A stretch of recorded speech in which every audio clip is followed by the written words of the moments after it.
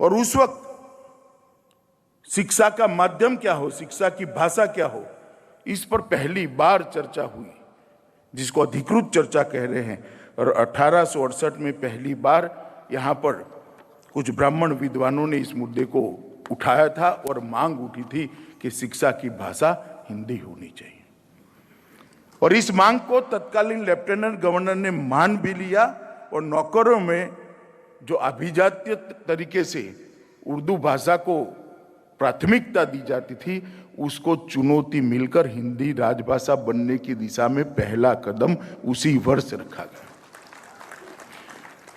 हिंदी भाषा का उन्नयन, उसका कोश और व्याकरण कैसा बने, इसकी शुरुआत भी 1893 में काशी नागरी प्रचारिणी सभा के स्थापना का कारण ही वो था कि हिंदी का शब्दकोश बने, इसका उन्नयन हो और उसके व्याकरण का कोई प्रारूप बने।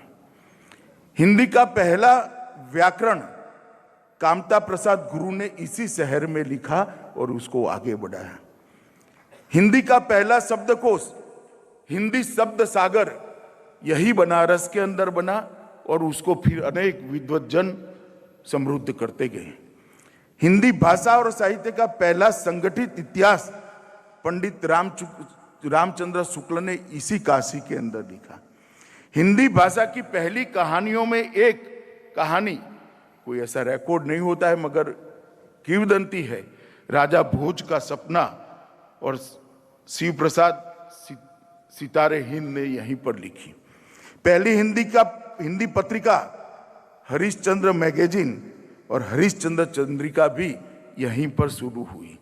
कविताओं की पहली पत्रिका कवि वचन सुधा, महिलाओं की पहली पत्रिका बाल बोधिनी भी यहीं शुरू हुई।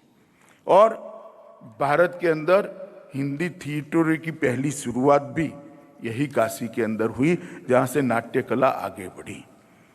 मित्रों, भाषा तो बन गई,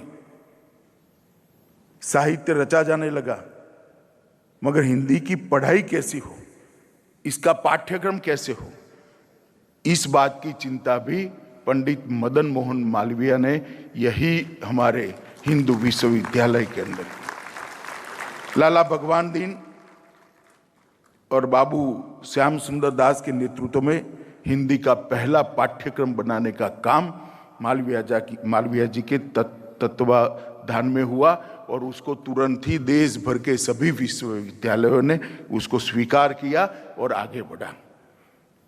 और तुलसीदास को कैसे भूल सकते हैं, योगी जी ने इसका बहुत अच्छे तरीके से उल्लेख किया है।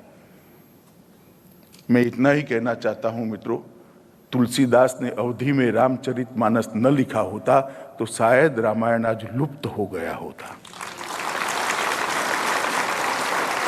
मानव जीवन को उन्नत बनाने की यह कथा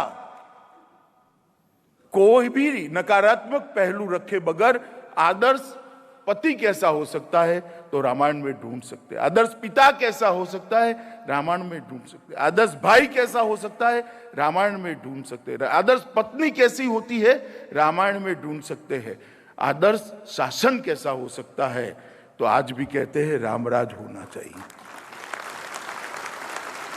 और आदर्श शत्रु कैसा होना चाहिए वो भी रावण के स्वरूप में हम रामायण में ही ढूंढ सकते हैं। कि जो मरण सैया पर पड़ा है और प्रभु श्री राम भरत को भेजते हैं कि रावण विद्वत जन है, इसने सुशासन के बहुत सारे पाठ अमल में लाए हैं, जमीन पर उतारा है, सोने की लंका बनाइए, उससे तनिक जाकर ये विद्या लुप्त न हो जाए, जाकर सीख लो कि सुशासन कैसे हो। और कोई झिझक के बगैर भरत को उन्होंने सुशासन के पाठ सिखाए थे। मित्रों, ये रामायण ग्रंथ को तुलसीदास जी ने यहीं आगे बढ़ाने का काम किया और वहीं से ये अवधि और जितनी भी हिंदी की बोलियां हैं उसको लोकप्रिय बनाने की भी शुरुआत हुई। अनेक हिंदी के विद्वान जयशंकर प्रसाद, मुंशी प्रेमचंद, आचार्य रामचंद्र शुक्ल, बाबू श्याम सुंदर दास, सभी ने यहीं पर हिंदी को आगे बढ़ाने का काम किया।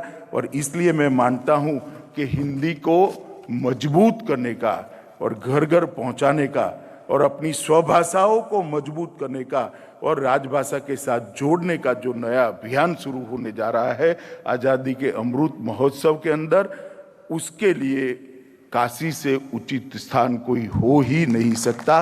और ये बहुत अच्छा हुआ है कि आज देश भर के हिंदी के विद्वान यहाँ पर उपस्थित हैं। नमस्कार, मैं हूं मानक गुप्ता।